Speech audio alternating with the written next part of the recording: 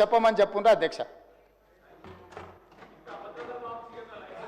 కేటీఆర్ గారు సార్ ఒక్క 5 నిమిషాలు క్లోజ్ చేసి ఎందుకు సార్ కూర్చుంటానండి మీ బాగా వాళ్ళదే బాగా ఇనసొంపు ఉంది కదా కూర్చుంటాను మీరు కూర్చోమంటే కూర్చుంటాను అసలు మీ టైం అయిపోయింది 2 గంటలు వాళ్ళని మాట్లాడించి ఎట్లా సార్ ఇది కూర్చుంటానులేండి సార్ ఎట్లా సార్ మీరు ఒక కమ్యూనిస్ట్ యోధుడు తెలంగాణ కోసం నిరాహార దీక్ష చేసిన కొత్తగూడెం బిడ్డ మీరు అట్లాంటిది మీరు కూడా మమ్మల్ని ఇట్లా గొంతు నొక్కితే ఎట్లా సార్ ముఖ్యమంత్రి గారు అంత ఫ్రస్ట్రేషన్ లో అంత ఆవేశంలో అంత ఆవేశం అంత అయ్యో పదవిలోకి వచ్చిన తర్వాత కూడా ఇంత ఫ్రస్ట్రేషన్ నా జీవితంలో ఎవరిలో చూడలేదు సార్ నేను అరే మొత్తం ఇంత దాడి ఇంత ఉక్రోషం ఏం పర్లేదు రేవంత్ రెడ్డి గారు ఇంకా తిట్టాలనుకుంటే ఇంకో 2 గంటలు తిట్టండి మాకేం అభ్యంతరం లేదు ఎందుకంటే మీ మైక్ కట్ కాదు నీకు ఎంత ఉందో అంత తీసుకో నాకేం ఇబ్బంది లేదు మీ తిట్లన్నీ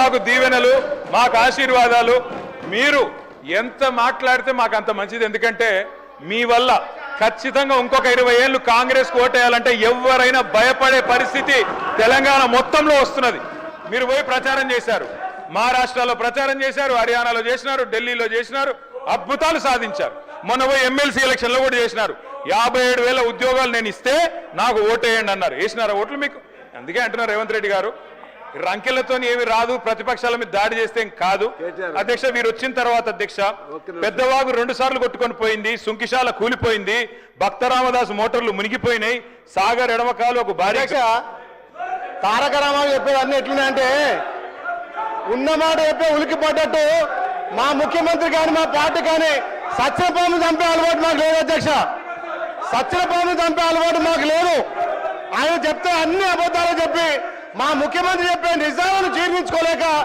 సభను తప్పుదోవ పట్టిస్తున్నారు అధ్యక్ష 10 ఏళ్ళ అధికారం ఉండి అధికారం అయినాక ప్రెస్ లో మాట్లాడుతున్నారు అధ్యక్ష ప్రెస్ లో మాట్లాడుతున్నారు మరి వాళ్ళు కుర్చీ కోసం కొట్లాడితే వాళ్ళ ఇంటి వ్యవహారం కానీ మా గౌరవ ముఖ్యమంత్రి వచ్చిన 15 ఏళ్లలో వాళ్ళు చేసిన అప్పులను వాళ్ళు చేసిన తప్పులను ఒక్కొక్కరిగా సరిదిద్దుకుంటూ ప్రజాపాలన ద్వారా ఒకవైపు అభివృద్ధి ఒకవైపు సంక్షేమం చేస్తుంటే ఈ రకంగా నిప్పులు పోసుకొని మా ముఖ్యమంత్రి మీద ఇంకా కూడా ఈ కడుపు మండి మాట్లాడింది అధ్యక్ష మాకు ముఖ్యమంత్రికి సత్యపాలన చంపాల్సిన అవసరం లేదు అధ్యక్ష మీ దయచేసి సభకు నిజాలు మాట్లాడండి మా ప్రభుత్వానికి సూచనలు సలహాలు ఇవ్వాల్సిందిగా మేము కోరుతున్నాం అధ్యక్ష థ్యాంక్ యూ అధ్యక్ష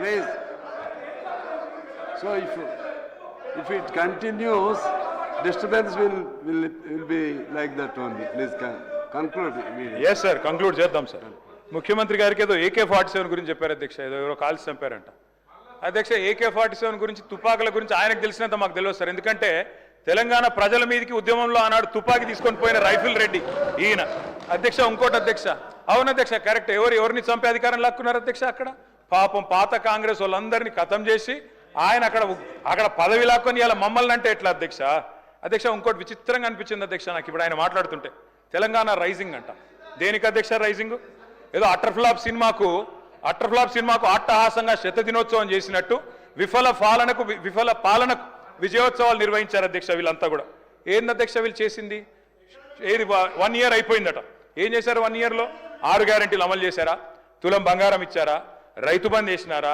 రుణమాఫీ చేసినారా నేను అందుకే అడుగుతా ఉన్నా అధ్యక్ష ఎస్ తెలంగాణ ఈజ్ రైజింగ్ ఎందులో రైజింగ్ అధ్యక్ష కొన్నిట్లో మాత్రం రైజింగ్ అప్పుల్లో రైజింగ్ అబద్ధాల్లో రైజింగ్ క్రైమ్ రేట్లో రైజింగ్ అన్నదాతల ఆత్మహత్యల్లో రైజింగ్ నేతన్నల బలవన్మరణాల్లో రైజింగ్ అబద్ధాలు బూతులు ఎస్ తెలంగాణ జాతిపిత వీళ్ళెవరు ఏమనుకున్నా ఖచ్చితంగా కేసీఆరే తెలంగాణ బూతుపిత రేవంత్ రెడ్డి గారు అవుతారు బూతుపితగానే ఆయన మిగిలిపోతాడు భవిష్యత్తులో అధ్యక్ష ప్లీజ్ ఇంకా 5 మాట్లాడాలి రిప్లై ఇవ్వాలి మరలా వాళ్ళు కౌన్సిల్కి వెళ్ళాలి కాస్త త్వరితగతిన పూర్తి చేయండి సార్ సార్ మీరు పెద్దలు మీరంటే గౌరవం రామశివరావు గారు మీరంటే గౌరవం మీరు ఇట్లా మా గొంతు నొక్కితే అది కూడా మీరు ప్రజాస్వామిక స్ఫూర్తి కలిగిన వారు మీరు గొంతు నొక్కకూడదు సార్ ఎడ్యుకేషన్ బడ్జెట్ 15% పెడతామన్నారు ఎంత పెట్టారు అధ్యక్ష వీళ్ళు 15% అని 7.5% పెట్టినారు ఎన్ని చెప్పారు అధ్యక్ష ఎడ్యుకేషన్ గురించి ఇది ఇచ్చేస్తాం విద్యా భరోసా కార్డు ఇస్తాం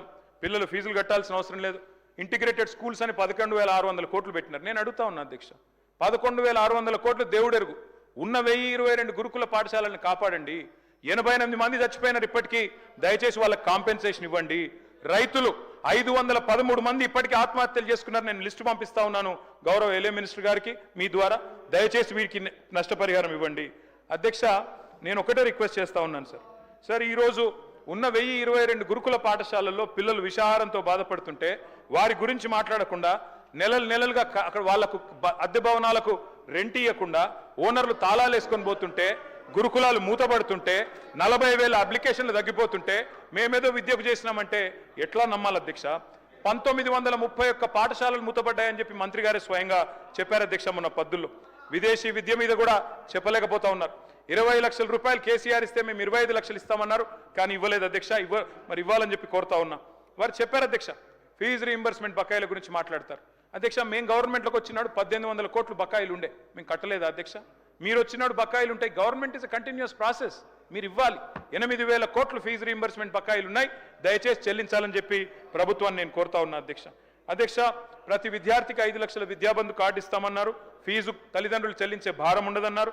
బడ్జెట్ను సవరించండి, ఒక 5,000 కోట్లు కేటాయించండి.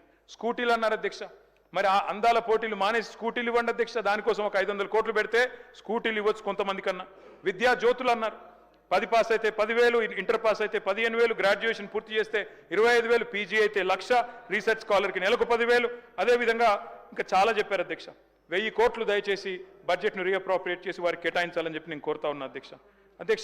2 లక్షల ఉద్యోగాల గురించి ముఖ్యమంత్రి గారు చెప్పారు అధ్యక్ష. వారు ఇచ్చింది కేవలం 11,000 ఉద్యోగాలు అధ్యక్ష. మిగతా అన్ని మా గవర్నమెంట్లో ఇచ్చిన నోటిఫికేషనే, వీటికి మాత్రమే వాళ్ళు కాగితాలు ఇచ్చుకున్నారు తప్ప ఇంకోటి కాదు. గ్రూప్ 1 పోస్టులు 1000కి పెంచుతామన్నారు, పెంచలేదు.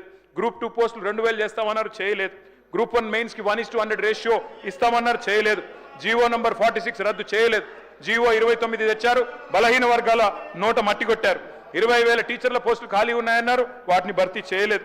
కేవలం 11,000 ఉద్యోగాలు మాత్రమే చేశారు అధ్యక్ష. గిగ్ వర్కర్స్ అని ఉంటారు, మనం స్విగ్గీ, జొమాటో ఇవన్నీ ఆర్డర్ చేస్తూ ఉంటాం.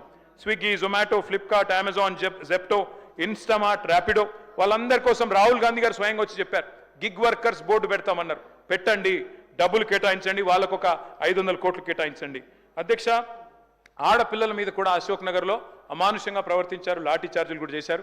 దయచేసి ప్రజాపాలనలో అట్లాంటి పరిస్థితి ఉండకూడదు.